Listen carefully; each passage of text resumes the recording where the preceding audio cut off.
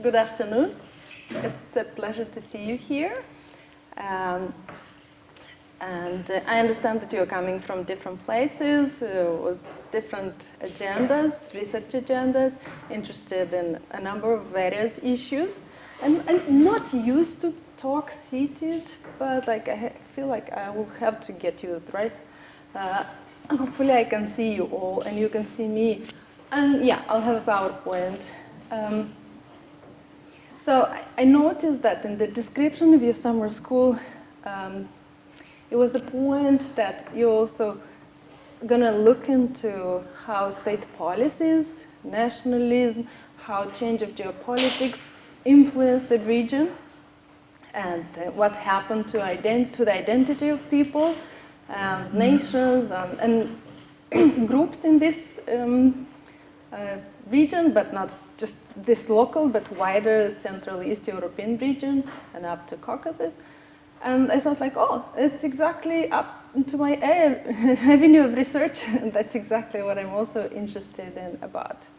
And although somehow you think that the topic is a narrower, but indeed it has a direct connection to what I just mentioned. And so I'll be speaking about something that is the result of my at least 10 years of work as a researcher. And yeah, it came up as a book, and I will be speaking about the relationship between Jews and Gentiles in a territory that it's known today as Bessarabia and Transnistria. And don't get scared, those of you who don't know much about geography, I'll show a map, I'll explain where and what is that. But for now, I just want to show to you just two quotations that I selected to start with. So one quotation, it was a Jewish survivors about the experience in Transnistria. And the person said, I encountered extraordinary people. And in this case, I was speaking about Ukrainians. They helped me to survive in the camp. And the Jewish survivor spoke about another one, about the experience in Bessarabia. The Moldovans were the people who helped the Germans. They burned the houses and the people. The Moldovans were worse than the SS. So you may think that this is a story about, Moldovans and Ukrainians, but no, it's not about the story about Moldovans and Ukrainians. It is a story about how we, as human beings, we are socially conditioned. Of course, we do have our biological premises, but we're also social products. And the way we become as social products, both individually and as a group, depends on a lot of factors. And I will give examples of how these two very different products were created, and I'll try to give explanations of why and how this is happening. And it's just it's bad luck that I happen to be one, my identity coincides with the identity of that second bad example. So here's, just to put it on the wider map, the area that I'm focusing and that I would like to speak today. But to zoom in closely, this is I will use frequently, Bessarabia. It's basically the territory, roughly, I won't bother you with small details, of today's Moldova. So say Bessarabia, think Moldova, and Transnistria. You see Transnistria, don't think that's Transnistria, the breakaway republic that you know today. No. It's a different, it's just Romanians during World War II, they invented this term for Transnistria, but it's basically, it includes a slice, nowadays Transnistria is somewhere here, you see? It's tiny part of land. But otherwise, what you see Transnistria, it's Ukraine. It's a territory of nowadays Ukraine, regions of Odessa, Vinnytsia, and Nikolaev. You probably see on the map, yeah, Odessa, Nikolaev, somewhere here. It's Mogilov, Podolsk, and a number of cities. So I say that actually my research, it just happened to be a very lucky natural experiment.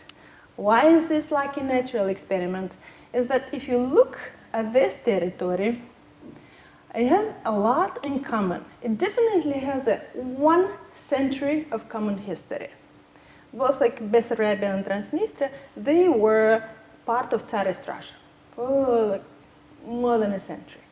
So very similar. You think like if you spend 1 century inside of a state, you'll have similar structures, policies, economy. They were even similar in sense of how many Jews were there, about like 11-12%, various groups, and what kind of jobs people were doing. So very, very similar. And they were similar in sense of anti-Semitism. It was strong and present, and I gave a number of examples of pogroms. The one from Chișinău, probably everybody knows, from 1903, and then a big one in Odessa in 1905, but some others as well. So the interesting part, the only difference that's happening here is happening in the interwar era. And Ukraine is, of course, part of which state? Soviet Union, right? Of course, it's part of the Soviet Union. But Bessarabia goes inside Romania. So, and then another thing happens. It's a very unique situation. Romania, which was a Nazi ally, comes back. And now Romania controls both Bessarabia and Transnistria.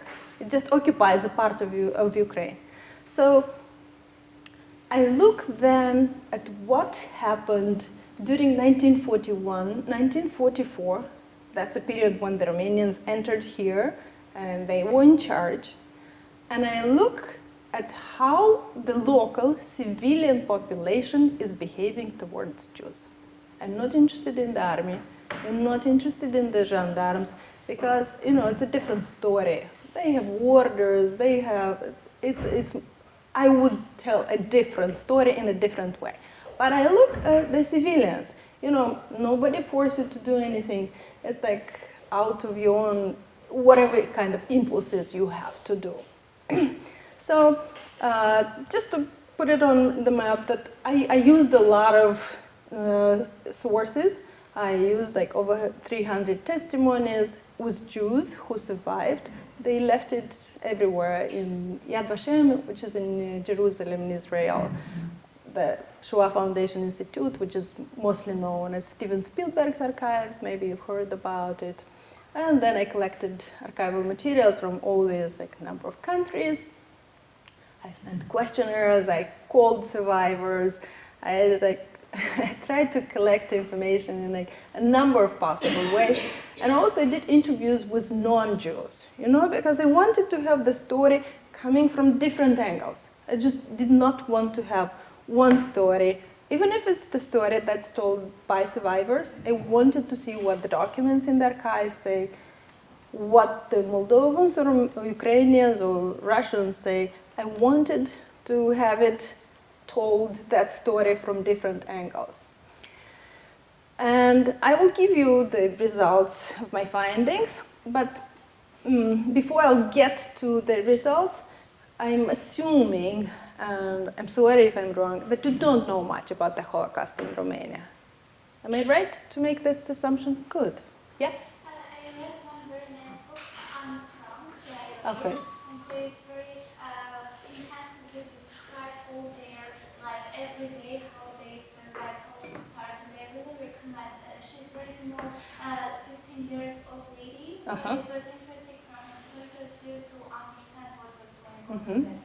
Yeah, that's a great point. That's the Diary of Anne Frank, and yeah, it's a very famous Dutch case of a Jewish person who unfortunately died, but the diary was saved and published, and that's probably one of the most widely known cases.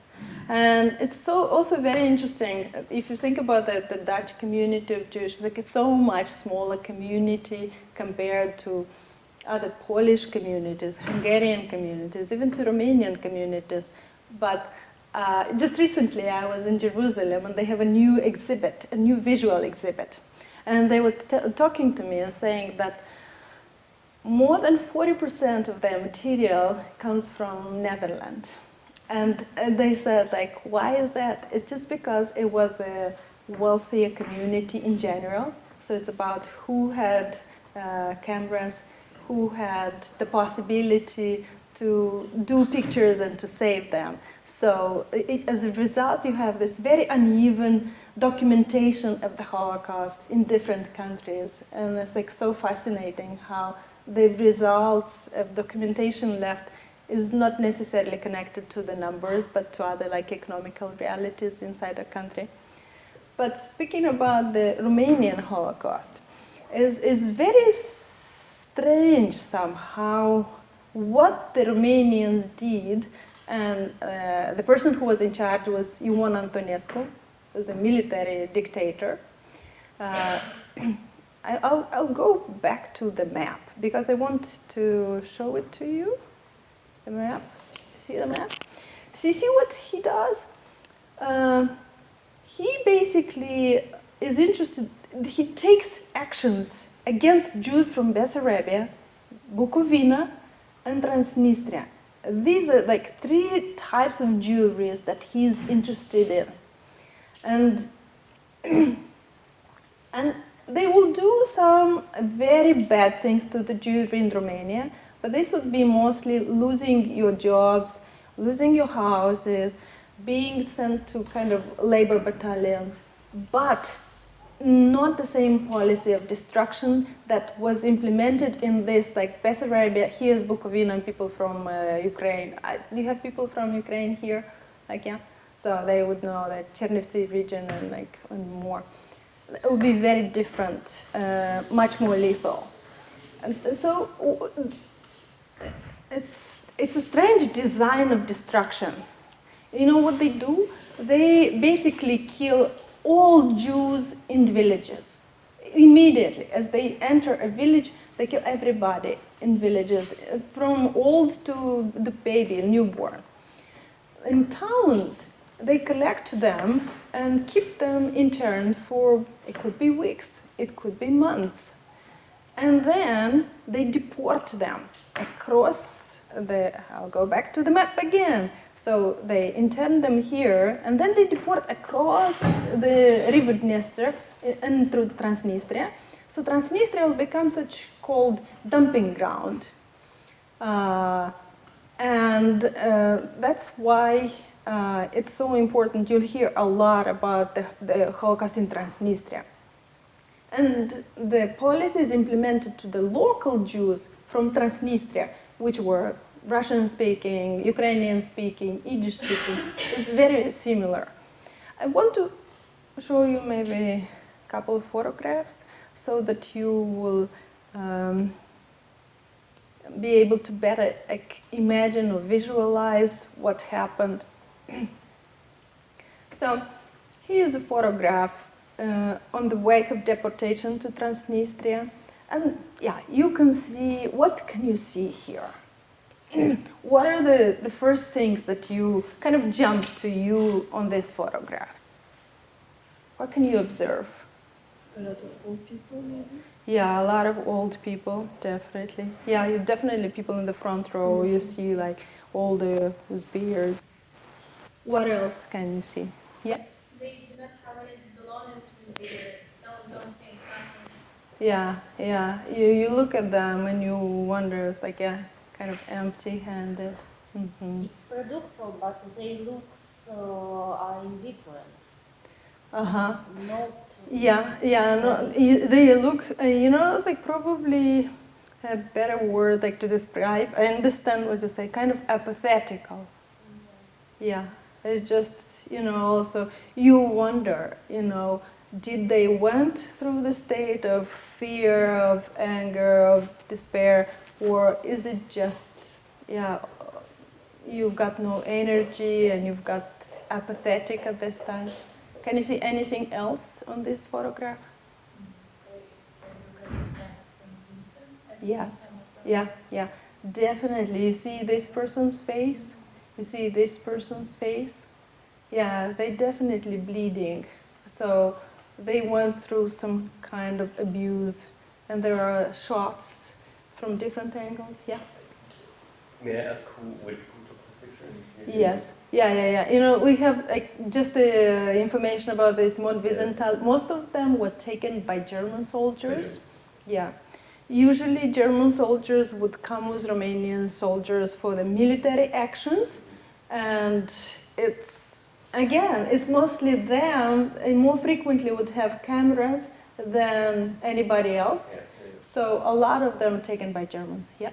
And would they, because to take a picture of something like this would make evidence of war crimes, so would that be taken as like a kind of trophy? Yeah, well, as a second. We know that a lot of photographs were kind of taken as to document where they've been, what they've done. Some of them sent home as, you know, the same as you send a greeting card when you go to Paris, go to a museum, buy one, and it's like, yeah, from whatever, Uffizi Gallery. And so they were doing a number of things. In other cases, we also have photographs that were documenting specific operations, and that they would put in beautiful albums and say, like, this is what we've done. Like, we cleaned the city of Warsaw, for example. They did put a book with photographs about Warsaw. May I ask another question? So the Romanian Jews in the Bessarabian village, is this village mostly Jewish, or would it be Jews and Gentiles living together in one village? It's a very good question. It will be mixed. You'll have Romanian and Jewish people, but you'll have shtetls where you'll have a majority of population being Jewish. And usually it will start from 50 to 70, 80%, 90%. And especially in the north of Moldova, the more north you go, this is the place where a lot of Jewish people lived in the interwar era, and where a lot of abuse and massacres happened. Okay. Any other questions or comments that you'd like to make? Then I'll show you one more photo. So here is in a transit camp before the deportation. And is it different, the photograph? I don't see actually men here. Uh-huh. Okay, yeah, mostly women here, yeah. The same comment you wanted to make, or the different one?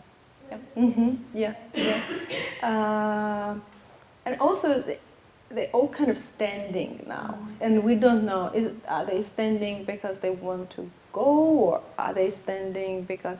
And you see a lot of trees behind, right? Yeah, it could be somewhere in a forest, because we do have cases when they organized these transit camps.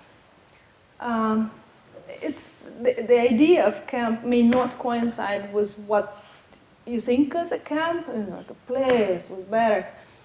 The camps that were organized by Romanians are very different. They don't coincide with anything that you'd have in mind. So it could be, for example, everybody would be herded in a forest area. It could put some like barbed wire and say that, okay, this is the perimeter where you are allowed to be. And we have information about such camps, like in Limbeni Noi, for example, close to us. And people were telling us how Jews were kept there during the summer for more than 1 month. And we have villagers from the surrounding area, and they said, you know, we used to come close to that area, and whenever you get close to that area, fleas will come on and like come on your legs, or like really cover you, because all the fleas from that area was deportees. Just a description of the misery and the situation that people lived in. And others would tell us, you know, when you come by, you'll hear kids especially crying and say, give me a piece of bread, give me a piece of bread, whenever they saw that somebody was approaching and they were trying to ask for help. That's another photograph. The deportation, the process of the deportation itself, right? And here you already see that people have some belongings, right? You see that people have some belongings. And that's also for you to understand that it was like very different, because you have hundreds of localities and you have thousands of soldiers involved, and some allowed for some belongings, some did not. And do you see the soldier, this guy here? He's the Romanian one. And you see this, like two Germans, they're just watching. It's not their job. The job is the Romanian guy. And so what's the Romanian guy doing? Yeah, he's like definitely beating somebody. And you also should know that during the deportation, it was an order. All convoys, they had routes, they had scheme. It's not like they had schedules. Who is leaving from where? How many people via what routes? The convoys would have to pass every day about 30 kilometers. Have you tried to walk about 30 kilometers a day? How about with such a sack? Well, if you have to bet, how many kilometers would you walk with such a sack? And if you have to walk for weeks, and if you have a child in your hands, you see the child and another one by you, how many kilometers would the child walk? How many days of 30 kilometers if you have to make an educated guess?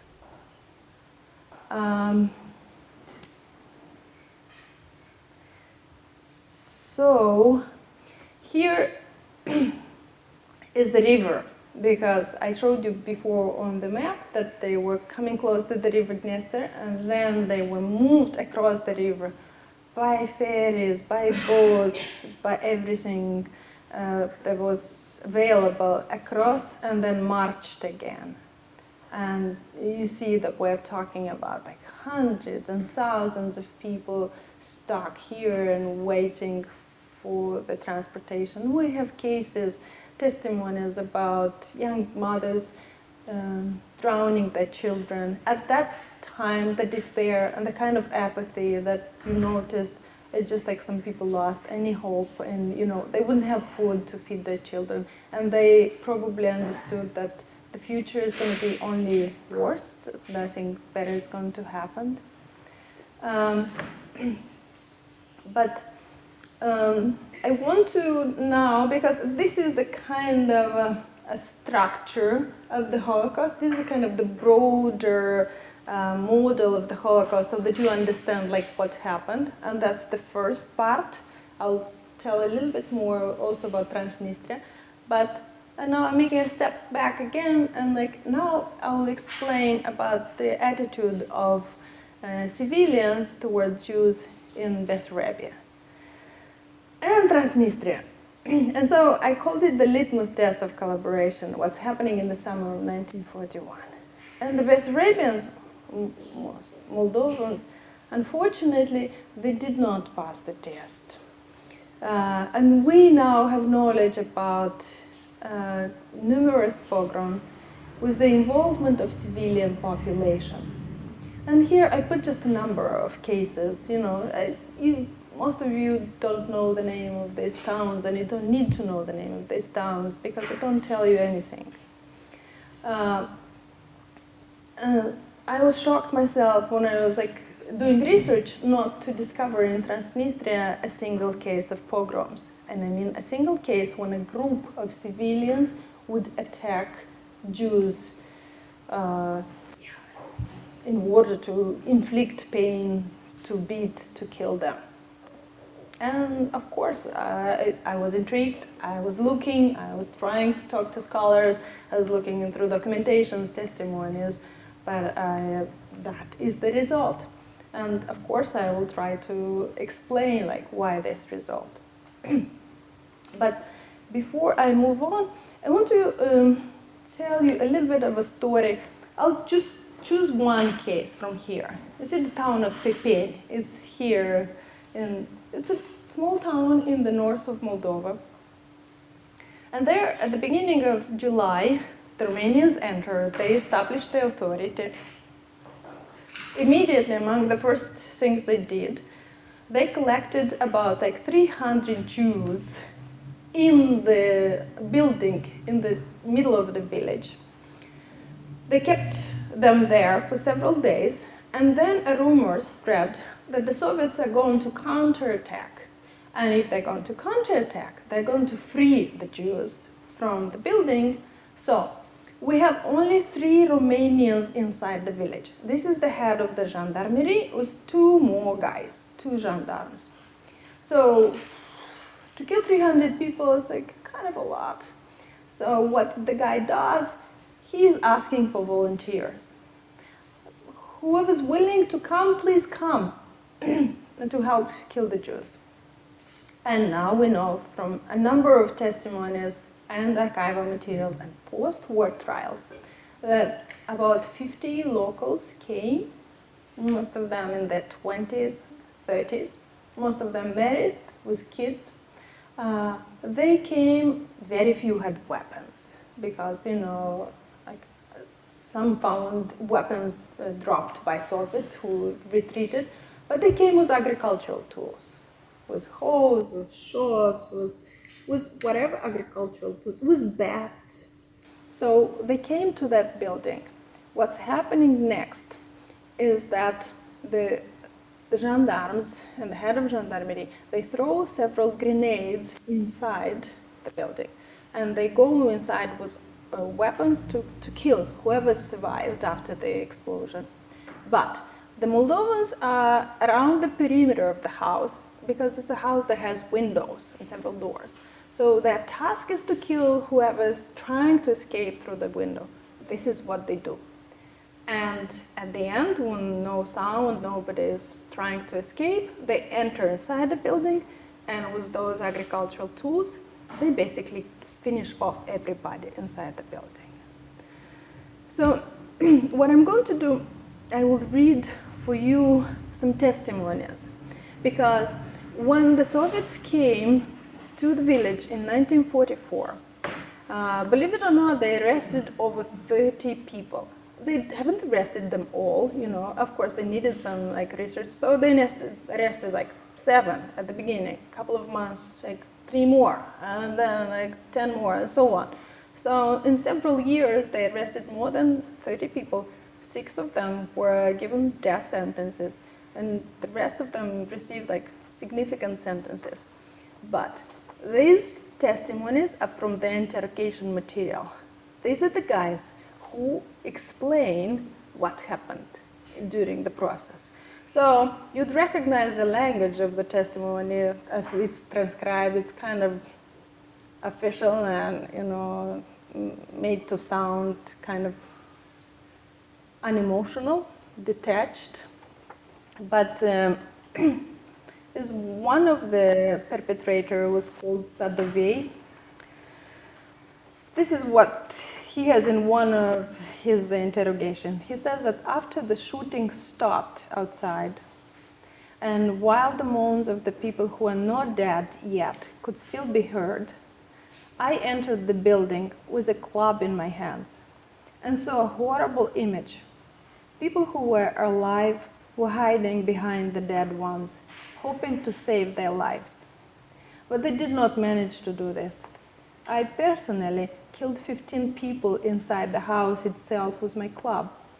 I beat them so much that the club was dripping with blood. Afterwards, I turned over the dead, searching for the living among them. And so, in another part of his testimony, he was asked also kind of to describe also the whole picture and participation of others in the massacre. So this is what he said.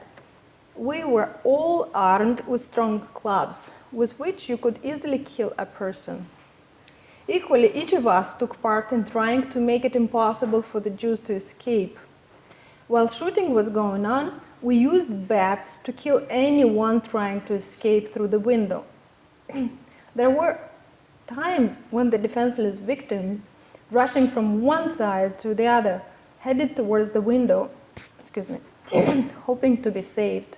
But after seeing us, they jumped back. However, if they succeeded, then our blows simply made them squeeze back into the room where they were finished off. I personally hit a Jew in the head when he stuck it out the window and tried to run, and killed him with one strike. Besides guarding the building outside, the persons I have indicated were inside the building and killed the Jews with clubs. Meanwhile, some were armed with guns. Then they shot the Jews point blank, such as Mustiață Gheorghe, who shot Jews with a gun. And I'll give you one more excerpt from another defendant. His name was Panica. And this is what he said in his interrogation. Together with Brega Ivan, I entered the room where the women were kept. So we understand from this that inside the building, women were kept separately from men. They were divided. And there was the girl, Kogan Frida, laying beside the door, missing a leg and covered in blood. And again, the explanation here that she was missing a leg and covered in blood because of the explosion of the bomb, the grenade that was thrown inside. I often went with her to get wine and other products to sell in her father's shop when I worked for her father, Kogan Ciucila. Frida noticed me and started to offer me her watch, gold ring, and 100 Soviet rubles, and was begging me to shoot her because she did not want to be killed with a club and did not want to suffer anymore. From the smell of blood and just in general, the heavy air inside, I felt sick.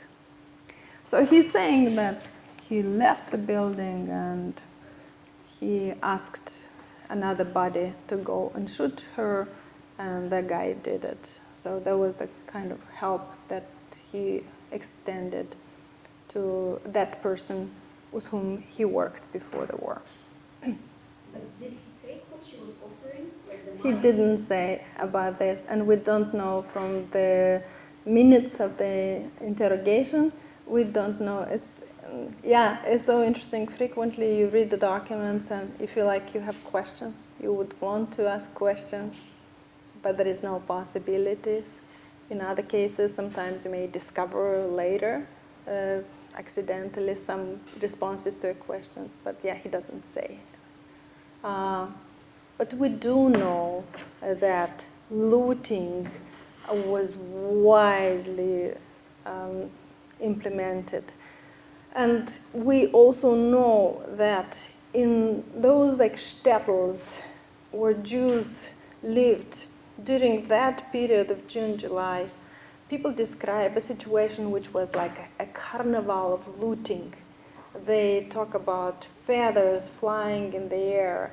They talk about everybody, young and old, entering Jewish houses and stealing everything.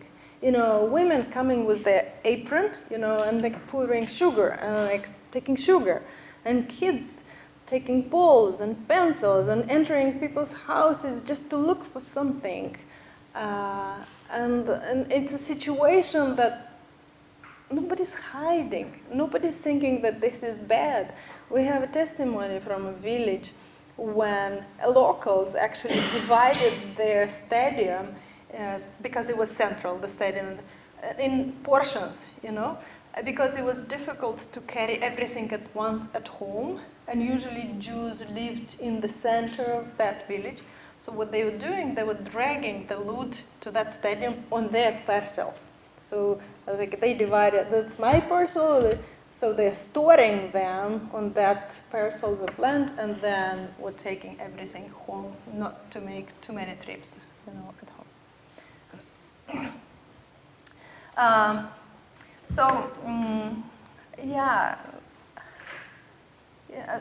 Very bad stories. And here I have only a sample of kind of atrocities committed during that summer of 1941 in Bessarabia. And here, just to exemplify what survivors told, that the Moldovans took axes, pitchforks, metal bars, and went to kill and rob the Jews. Somebody told me that the Moldovans started to take everything, started to rape. The Moldovans started to beat, and they even chopped off the head of a Jew with a scythe. Another person whom I interviewed told me how the Moldovans raped his former girlfriend. And yeah, the story of plunder that's omnipresent. And at the same time, very few people we know that showed acts of compassion and refused to take part into the plunder, or were trying to bring food to the convoy with people. Here is actually a photograph that I chose as a cover of my book. Because in my understanding, it's quite a shocking photograph. If you think about that, you see this guy in a white shirt who is helping the Romanians, and you definitely see that the Romanians are in charge. I thought that it's very symbolical, you know. You see this military guy who is in charge. He's doing the deportation, but you see this guy in white shirt, and he's a principal of elementary school. I think that's quite a shocking symbiosis between having such a position and taking the gun and being part of the violence against your own fellow citizens in your own village. Then we have stories about violence committed during the deportation. Again, I just have examples, just to kind of illustrate for you what are we talking about. So, for example, a person named Muchnik Avram told me, so you go through the village, on both sides are standing local, he means local peasants, Moldovans, and they have long sticks, and they hit whoever they can reach. And his father was beaten severely. And in this case, I asked, what did they want? You know, and he says, they didn't want anything. They just wanted to hurt us. It was out of spite. And then here, you see, second point, and about peasants who were waiting for convoys with deportees, that they were buying out, because how can you buy a human being, and then robbing them of their belongings and killing them. And I have a very interesting story about this, because once, many years ago, when I was just starting my project, I came across this kind of depositions in Jewish testimonies. And I had a seminar like yours, but with history teachers in Moldova. So I told them about many things, but including about this finding. You cannot imagine the reaction that was inside that room, because everybody was angry. Everybody was angry at me and saying that this is not true. Where did you get that? I explained where I got this, and they said these are all lies. And the Jews are lying, and we know why they're lying. They are lying because they want the Romanian state to pay them compensation, and that's not true, and anyway. And they said we're not believing anything that comes from Jewish sources. Okay. So, I think after that encounter, I remember when I talked to you about the type of sources, I mentioned that I had also non-Jewish sources. I did interview with hundreds of people, non-Jews. And guess what? I found confirmations, Moldovans, Russians, Ukrainians. They told me the same stories. They told me about seeing with their own eyes how people whom they knew by name were doing this, approaching the convoy, having a short conversation, and now I know enough to know that no Romanian in the gendarme would allow you to take a person. The deal would be, it's like, okay, you're supposed to kill him or her because, I'm not allowed to set Jews free, you see? So, and people saw how the Romanians were paid, and then a person, usually with a bundle, with nice clothes, was taken out, and then a scream is heard, and then you see that the person is burning in a hay of stack, and the other one, the Moldovan, is going away. So I have description of this, or I have description of stories, how they were lying to the Jewish survivors, for example, coming with the horse carts, Moldovan, saying, like, let me help to help you with your sack, and helping with sack, and the child was put there, and then I was told the story when the person took the sack and threw the child into a lake, and they drowned the child. So my point is that at this time I have so many non-Jewish testimonies about the abuse and violence and crimes committed by locals from Bessarabia that there is no doubt, and no person can say that these are stories told by Jews and that one should not believe them. So, one more picture. Is it different from the other ones in any way? Or like very similar? What do you see that kind of catches your attention on this one? No shoes, right? Yeah, a number of people, just you can see that they have no shoes, right? Many of them. That much for the assumed wealth of like Jewish deportee, right? And again, like, who are the main, like, yeah, women and children. Yeah, and think again, like walking tens of kilometers a day with like a child on your hands. I'm sorry, may I interrupt you? Did they know where they were taken? No. They normally, they were trying to ask the question, but, frequently the gendarmes themselves would not know the final destination because they may deport them up to a destination and then taken from there by other gendarmes and taken forward. So it was indeed like no clear final destination in their minds, and the authorities themselves, it was a plan in flux.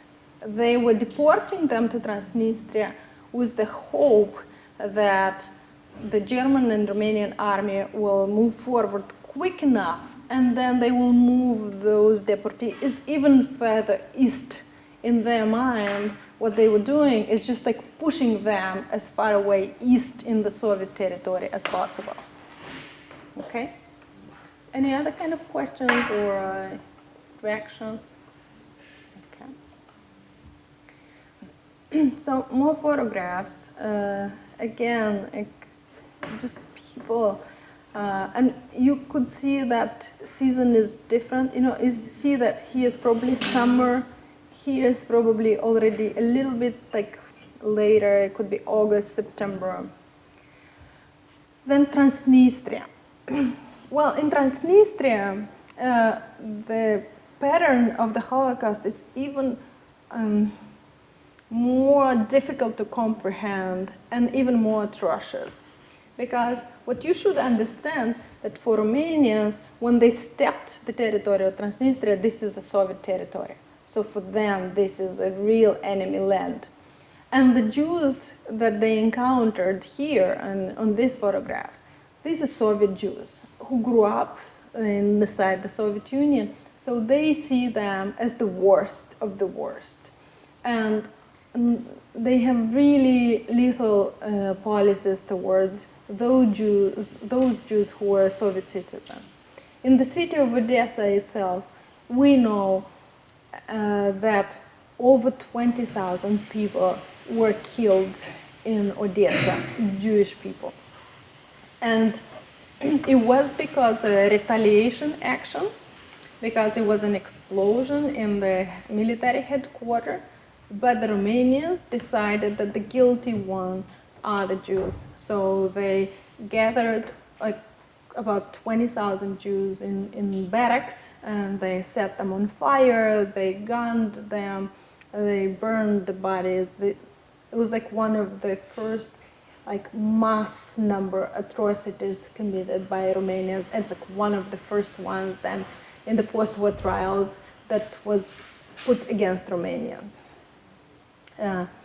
But because I said that I'm very much interested in how the civilians behaved towards Jews, another part of the surprise, in addition to not finding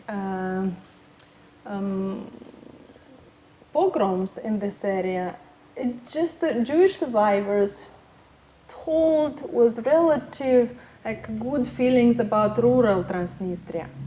So, and again, there are multiple examples, and I chose just several of them to give you an understanding of how they spoke.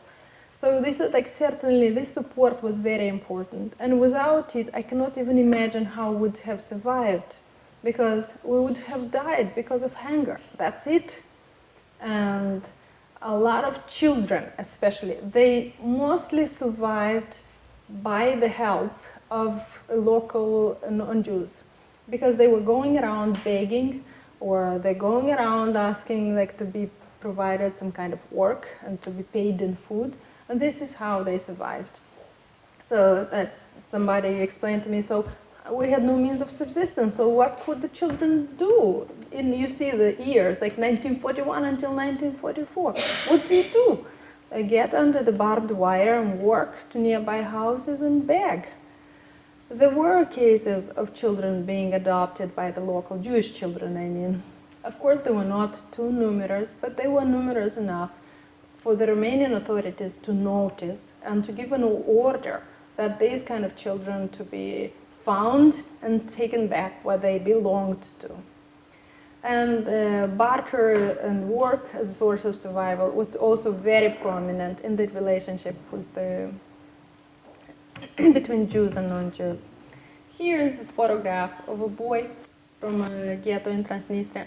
And that photograph was taken actually by Red Cross, because at a certain point during the war, when Romania kind of understood that who knows how the war is turning, it was trying to show that it's behaving humane, and even allowed for an inspection of the Red Cross inside of one of the presumably better cases in Transnistria.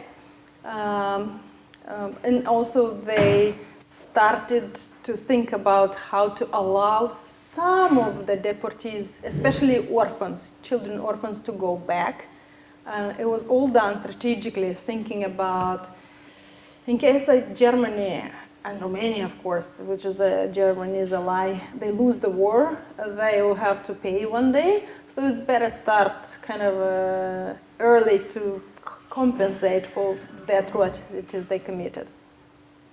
So I do look at also explanations and understanding of the relationship between Jews and Gentiles, and I'm trying also to tell that, of course, even in Transnistria, despite this better attitude expressed, the cases of sheltering Jewish fugitives are very rare.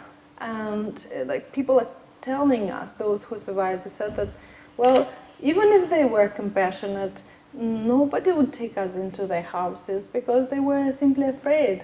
And also, I have an interesting case somehow. When a survivor told me how she and a friend, they both escaped and knocked to a local's house and asked to be sheltered.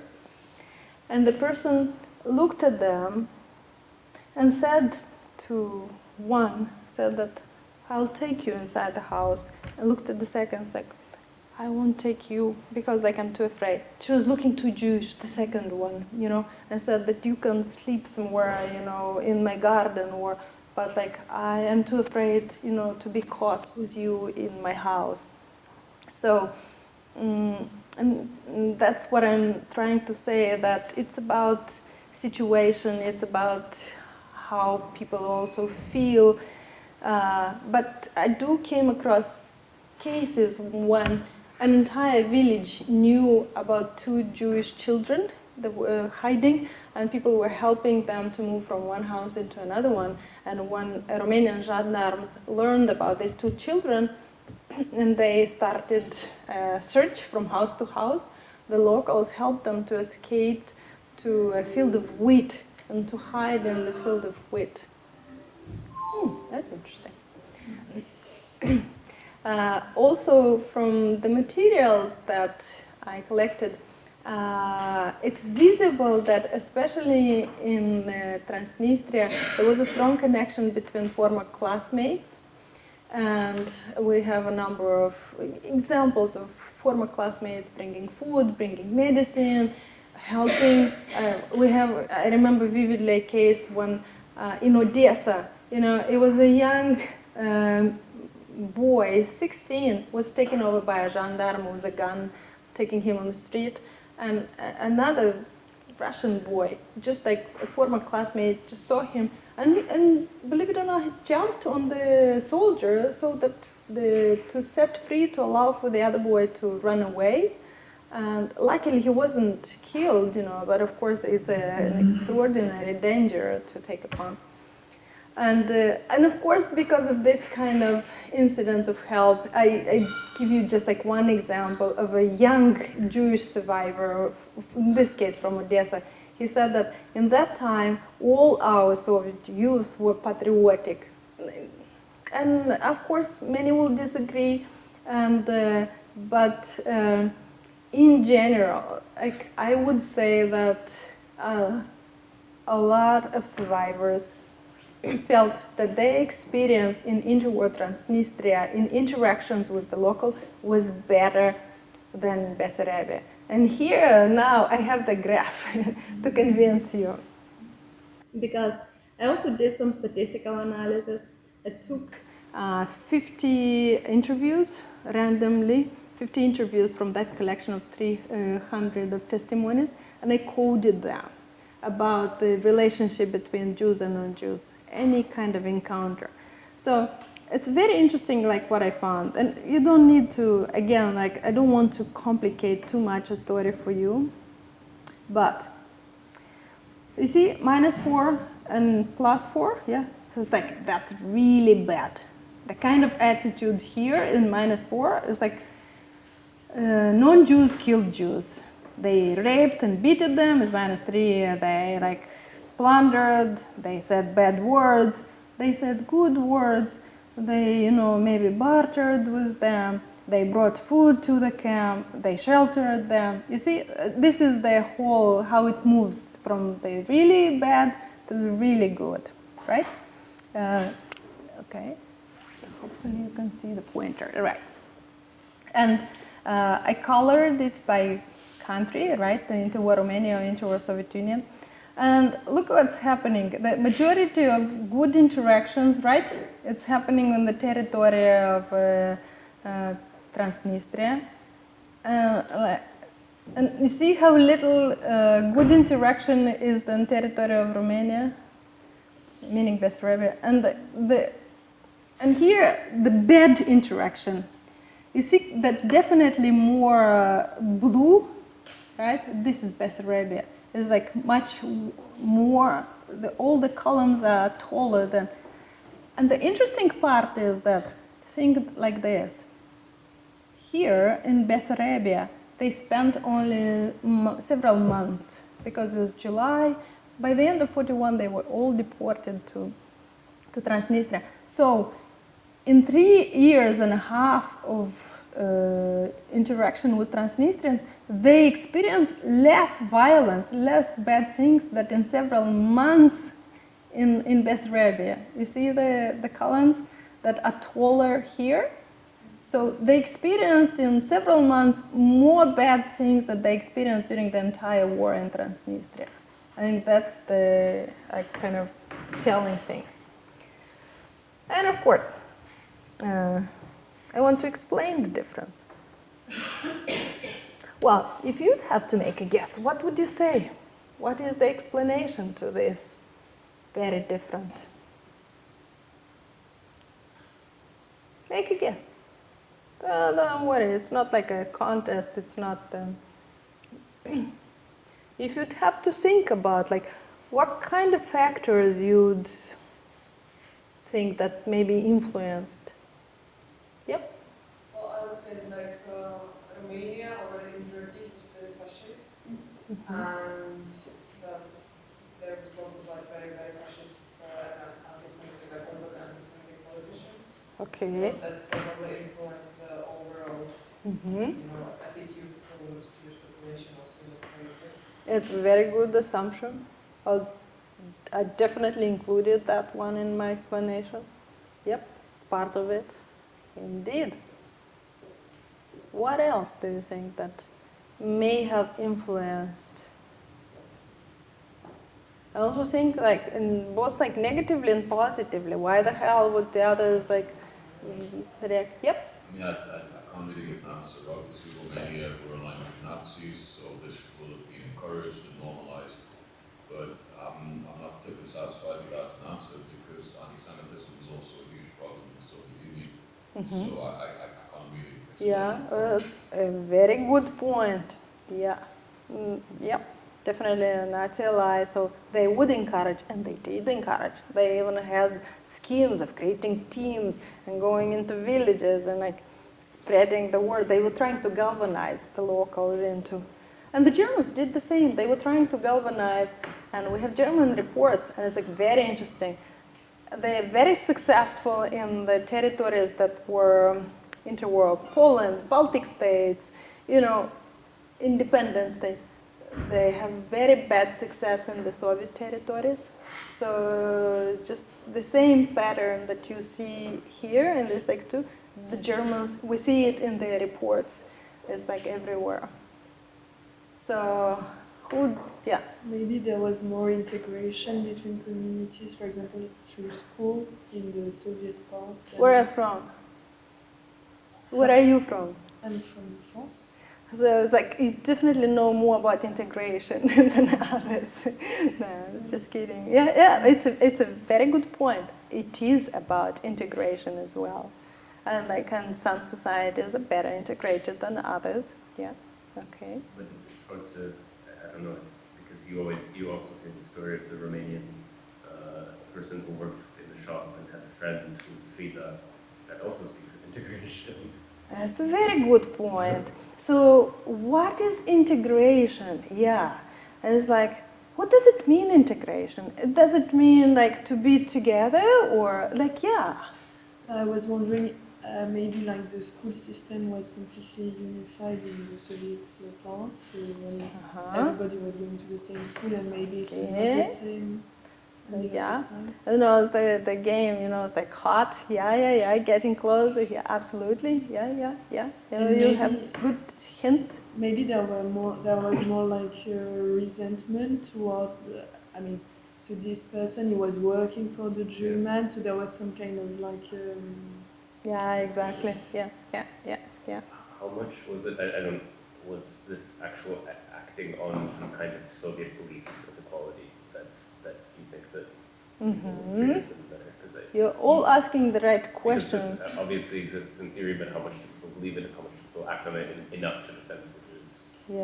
Yes. I'll definitely answer to you, and I'll make a case that at least a young generation, the one that was schooled in a Soviet school, they definitely much more embraced it than the older generation. And this is why you also saw the point about the solidarity between the classmates. Yeah. And it's so interesting about Odessa, for example.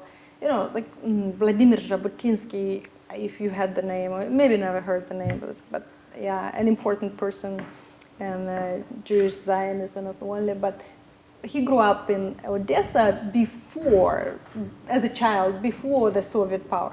And he says like, oh yeah, it was like, okay, we had no tensions, big tensions in Odessa. In my class, we had Armenians and Moldovans, and everybody was in its own corner. We never talked to each other. Everybody's, and then like, people, when they talk about Odessa Soviets, like, I have no idea what was the nationality of my classmates. At that time, we didn't care. I only knew that, yeah, this Natasha and Voila and like Vera and so on. And I'll give you more examples. Did you like to say anything else? No, like your colleague, yeah. But also like Jews were seen as a collaborators with Soviet Union. So kind of the local population might have this in mind that they kind of deserve punished. That's an excellent point. That's an excellent point. And you know, it's a very strong assumption that exists in the historiography, and that's a very strong also evidence in other places, but I did not find the evidence in the case of Moldova. And it's really an intriguing case, because to explain the state, the Romanian state, had definitely very strong conviction that the Jews, and especially all Jews, but especially the Jews from Bessarabia, they are communists, you know. So they hated them, they viewed them as a potential fifth column, and that was the ethos, and that was how they viewed Jews. But when I talked to Moldovans from the countryside, the ones who participated in these pogroms, and of course, I was expecting that at certain point, this issue of Jews being communists will come up. You know, if you're patient enough, it will come up. Never once. So then I did something that, as a historian, you shouldn't do. I started asking like leading questions. I was like, how about were they connected to communism or like Bolshevism or in any way? I was like, communists? Like, no, you don't know. It's like looking at me, usually young, think in their mind too young to know. I was like, no. It's after, you know, after the war. Communism came after. It's like, no, 41, 40, no. And I was like mystified, because I've done interviews in Bukovina, for example, in Ukraine, in Western Ukraine. I've done interviews in Lviv. And the first thing that I do, and people say, oh, they were all communists, you know, Jews. And I was like, how do you know? I was like, all jobs, the Soviets came and all jobs were taken by Jews. Like, okay. So this is my explanation that I kind of found for myself. I think in the power of conviction that a state had, or the message, and plus whatever people kind of putting together 2 + 2 and creating the story about Jews being collaborators of the Soviet regime. Definitely in Bessarabia, this is not the message that was absorbed by local villagers in Moldova. This is not what they believed. The Romanian state believed it. They wanted the population to believe it. Maybe a very small percentage of high intellectuals believed it. But the people in the countryside, no. They cared about Jews from shops. This is what they care. They did not care about Bolsheviks. And I will try to go to this second explanatory part about why. So, indeed, as you mentioned before, it was a policy of nationalism, of fascism. It was a local brand of fascism in interwar Romania. And this is a guy, Corneliu Zelea Codreanu, who was the leader of the Iron Guard, probably one of the most genuine fascist parts in addition to the two one that you know. The Romanian state was really trying hard to launch a project of nation building, because it expanded its territory after 1918 so much that it got a lot of non-Romanians, Hungarians, Germans, Russians, Jews, all spoke different languages. All were much more urban than Romanians, all were much more educated than Romanians. And this is just like irritated a lot the establishment that wanted to build a state of Romanians, who would be the elites of this state. But the economical, the intellectual elites were not the Romanians, like in the sense of how much they wanted, especially not in the countryside. So it was a lot of effort to kind of to crush ethnic minorities into submission, into acculturation, into whatever. And the policy was, yeah, we'll get rid of them. Maybe through exchange of population, maybe through expulsion. This idea of purification of the nation, it came out through a number of channels. And, you know, through the entire period, it was propagated through schools, through universities. Universities were the hotbed of anti-Semitism, through the army. This was the ethos of the Romanian state. And this was the kind of the value of the state. This like xenophobic, anti-minority story. And here you see it's just a caricature from a newspaper. It just happened to be the biggest newspaper in inthe, Romania, but so presumably this guy, very fat, right? Guess the nationality, if you'll have to guess. So presumably a Jewish merchant is asking the peasants, so what do you take this like sacks of grains? Oh, they're taking them to be exchanged for a box of matches. Well, you get the message, right? Why the guy's so fat and why the poor peasants, they toil, they sell their products for nothing, and who is the benefiter? So this was how the relationship between Jews and Gentiles was framed by the states, by the elites, and by the army, by the intelligence. By, you know, I looked through all different sectors, and they all tell the same story. I'll give you here some examples. Maybe some of you heard the name of Nicolae Iorga. If you've never heard about it, you just need to know one thing. Up until today, Nicolae Iorga is the most reputable historian in Romania and Moldova. You know, he is considered the luminary historian. He was also prime minister. This is what he said. They, the Jews, are raising our churches, taking over our shops, occupying our jobs. And he was not the worst anti-Semite. The guy Nicolae Păulescu, a university professor in Bucharest. And you should understand that that position, what that era, was very big, you know, because you had 3 universities in the entire country. And he was a biochemist, one that is considered also among the inventors of insulin. So he speaks in the language of biochemistry. Can we perhaps exterminate them the way bed bugs are killed?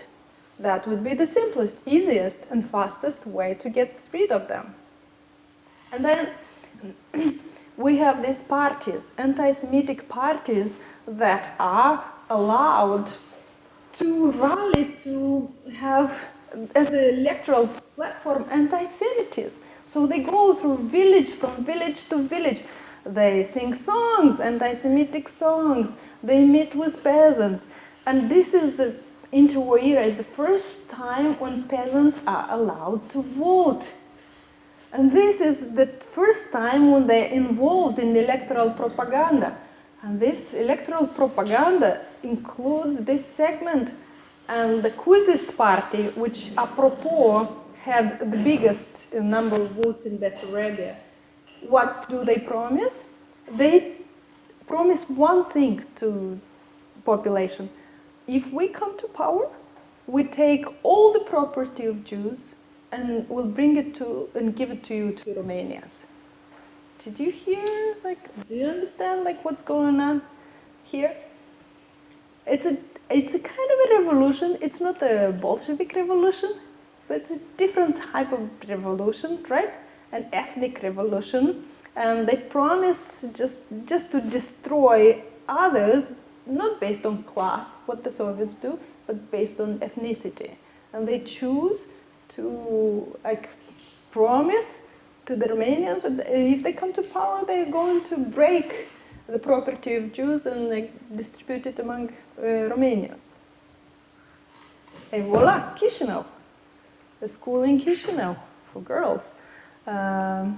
Yeah, the Nazi salute became very popular, and as I mentioned before, schools, and especially high schools, institutions of education, they are the places of right-wing spirit. This is where you cultivate the nationalistic spirit.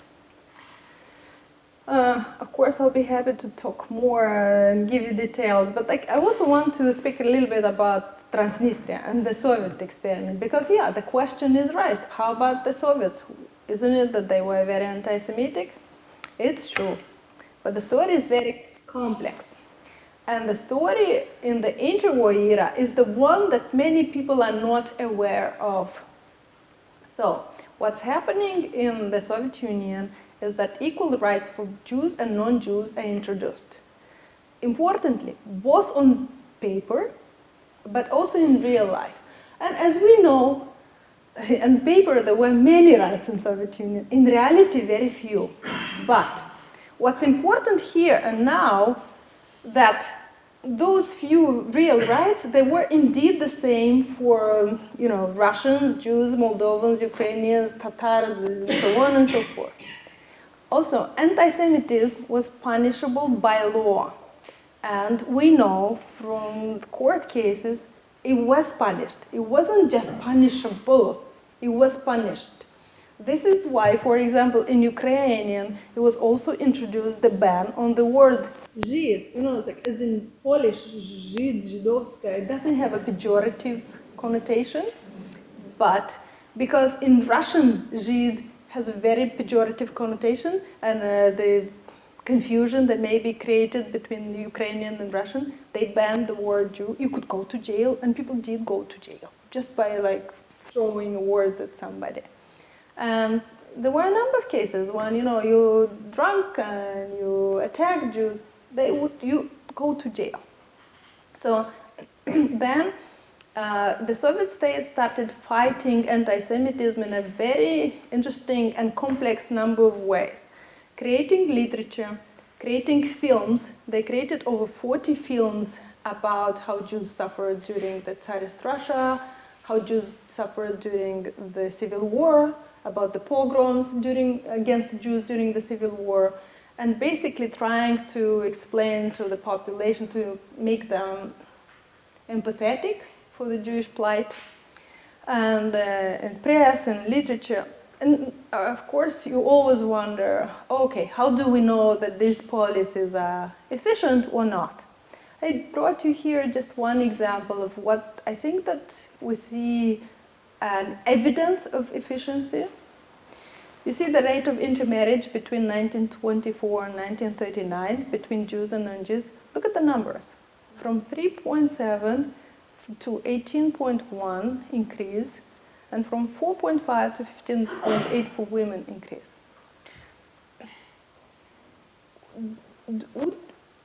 If you would have to, like, think, and do you think that this is an important marker or not, the rate of intermarriage, right?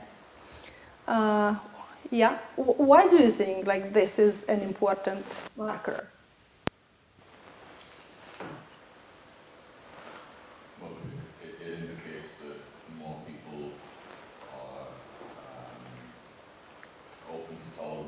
open to integrating with Jewish families. It's something that becomes more tolerated. It's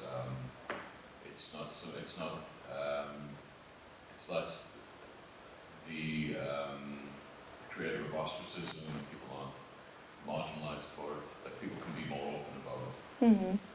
Yeah, because that's probably one of kind of the ultimate step forward to make towards closeness towards another person, you know, be it race, religion, or nation, you know, marriage, I mean. Of course we can be friends with many others, and it's easier, like, to be friends or colleagues, but like marriage, suddenly something very, very, very, it cannot be closer probably, right?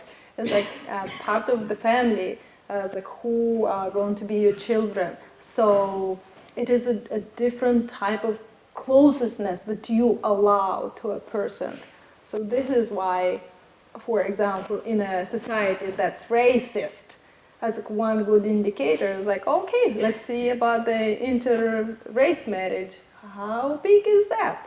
And then you'll know, because like we can say in words like how, yeah, we're open, we're tolerant, we like them. But when it's about marrying, it's like, no, no, no, my parents will kill me if I marry somebody else, or this group, or that religion. So, and also what's happening, and there is a citation here from a scholar called Benjamin Nathans, who is saying, so basically in the 1920s and 1930s, Jews, and he means in the Soviet Union, were a much noted presence across virtually the entire white-collar sector of Soviet society. Journalists, physicians, scientists, academics, writers, engineers, economists, netmen, entertainers, and more. And that is big change from the previous type of professions that they had. Because before they were merchants, you know, bankers, whatever, and small manufacturers. So here, the assimilation and the process that you were discussing before is happening, and the Jews are becoming more like others in their professions, in their integration with others. This is what is happening inside the Soviet Union. And I'm giving you here examples of how the Soviet state was fighting anti-Semitism. This is a poster, a propaganda poster, who is basically saying that anti-Semitism, this is counter-revolution, and any anti-Semite is our class enemy. And basically it's showing here that only bad guys, and you see that they have half faces, half beast faces, they're harvesting Jews and killing them. And these are people who were close to the Tsars, these are clergy, and they were basically trying to, blame all those from the old regime, Tsarist regimes, who were sponsoring anti-Semitism. And in addition to just kind of demonizing anti-Semites, they were also trying to build positive images about Jews. Because the old traditions and the old stereotypes die hard, as we all know, right? Like up until today, I started teaching a class about Holocaust, and like first class, what my students are telling me is like, well, they deserved it. I mean, like what? They deserved it. They were all rich people, and they were exploiting like everybody else. So they deserved the Holocaust. And it was like 2012.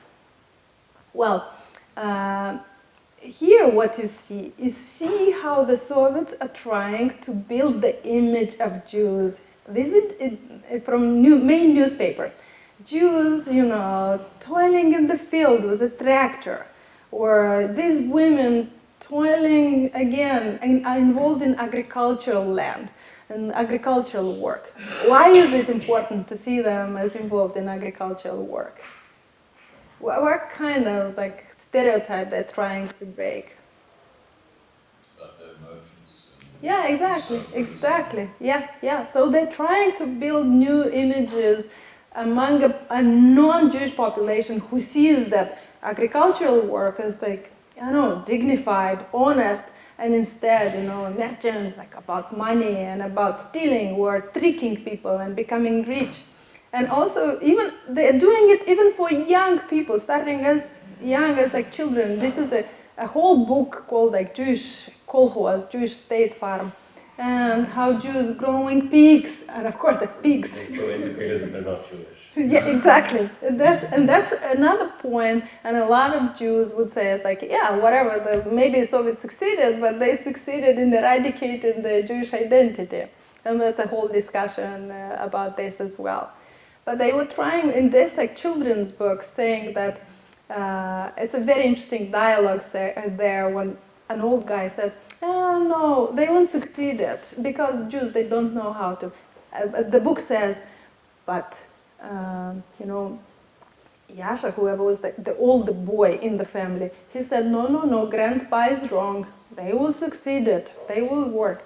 And the little boy, who is the main character in the book, is kind of invited to trust his brother, younger brother. So you see how the dynamic play in the book, that the young generation is progressive, and you should look as authority for younger generation. Don't listen to the stories of old people, like they already kind of passé. The young progressive ones say no. Yeah.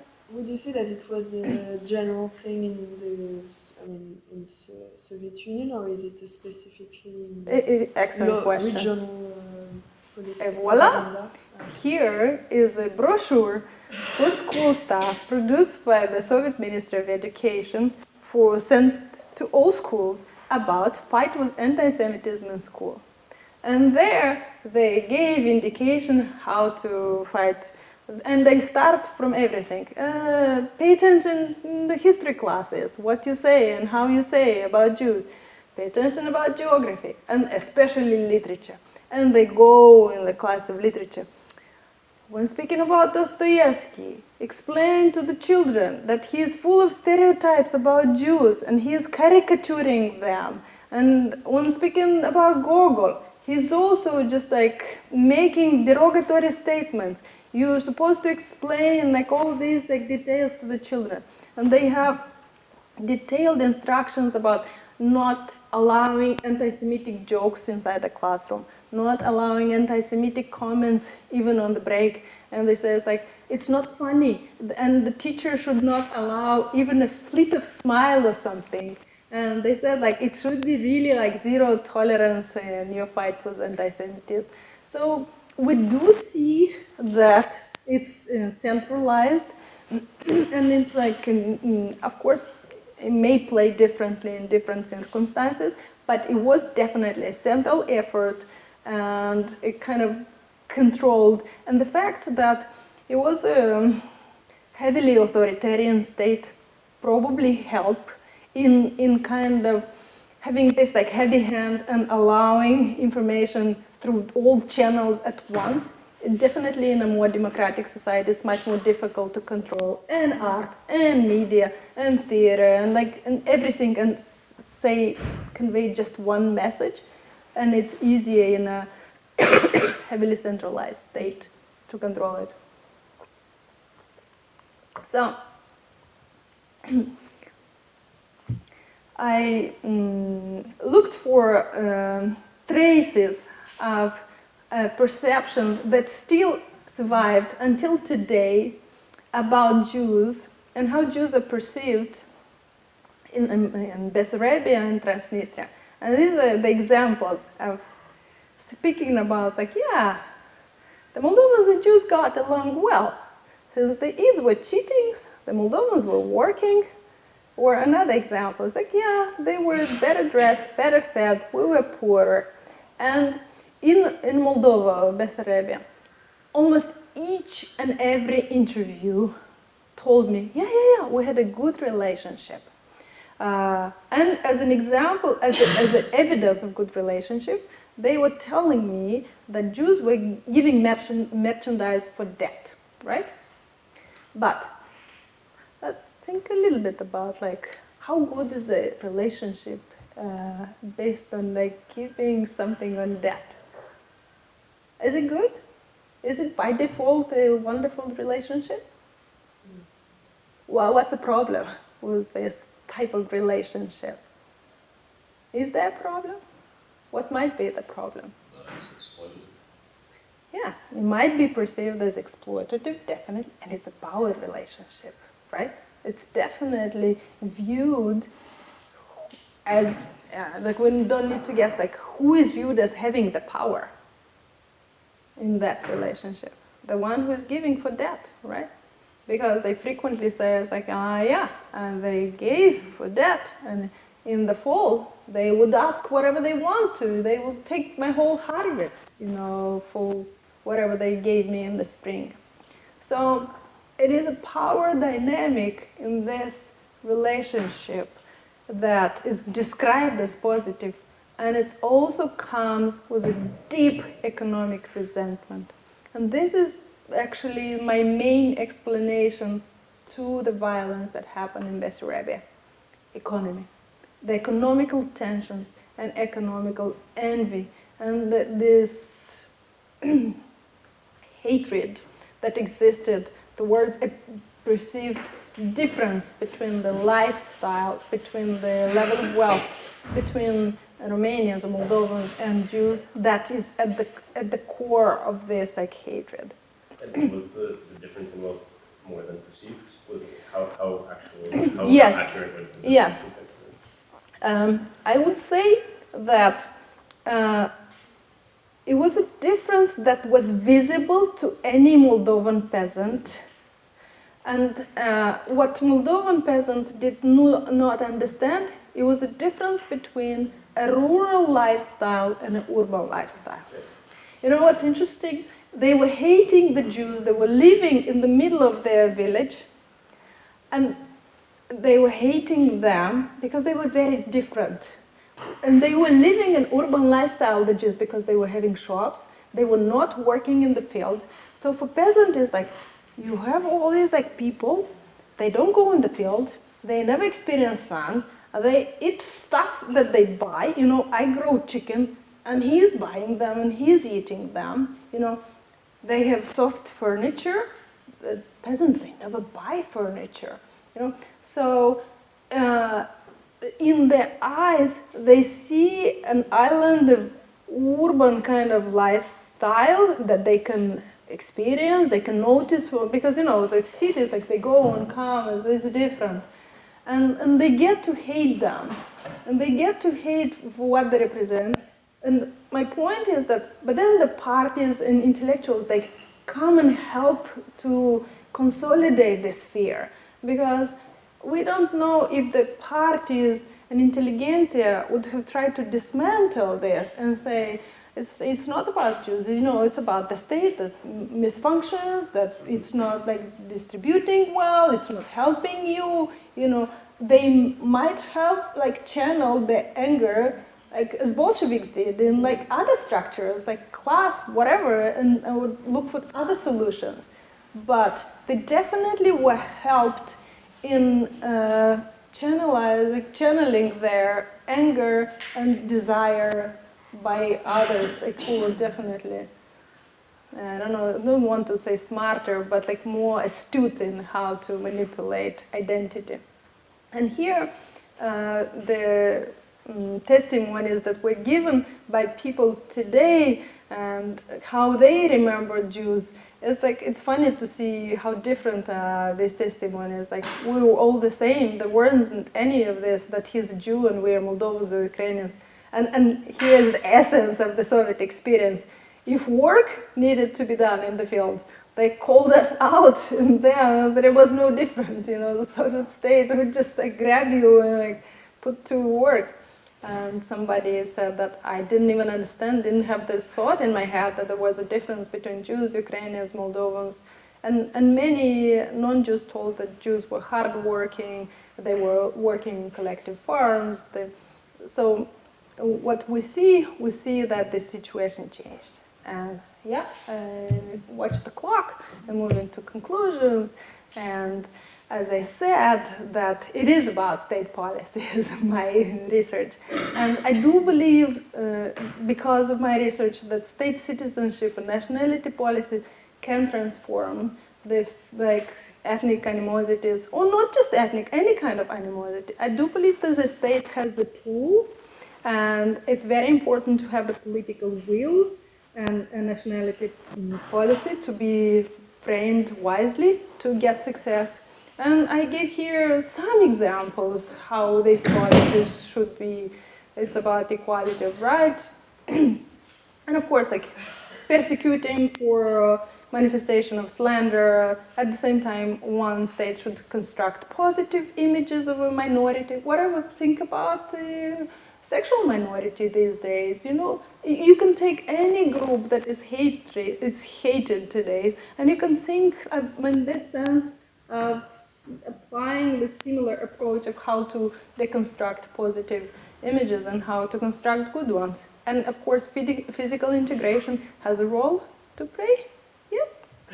And yeah, and I want to say that this issue should be central. If you just like put it at the margin from time to time, it's like, yeah, it would be good to, you know, be tolerant and to have democratic values, but no, it won't work. Okay, so I'll stop here. I'm 40 seconds late. Sorry about this. Yeah.